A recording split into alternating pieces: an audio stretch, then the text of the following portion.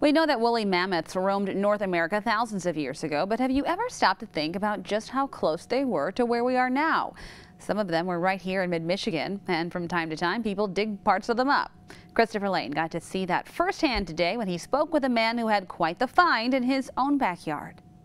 This little oxbow off the Grand River has a dead elephant in it. And I like to sit in my hot tub here and look out at the idea that there were elephants frolicking in my backyard. It was about 10 years ago when Steve Dodge was handed a massive rib bone that was found in his backyard. He knew immediately by how big it was that it was either a mastodon or a woolly mammoth. That's when he started digging for more. I put up 500 sandbags across the pond, pumped the water on the other side, and started probing the mud for this, and failed spectacularly. Many of the pieces of this animal, whatever it is, a mammoth or a mastodon, is still here somewhere in the ground behind me. And Steve Dodge says that he wants to make sure that it stays here in the community for kids to learn about.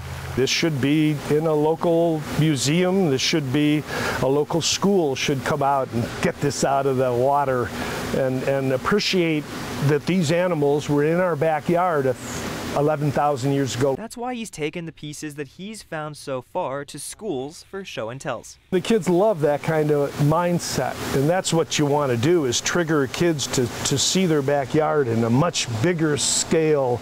It's not sized this way. There's a historical depth. Dodge believes that's worth more than letting it go to researchers at U of M or MSU. What it's worth is immeasurable in the eyes of a child who may become a scientist because they held ivory from someone's backyard.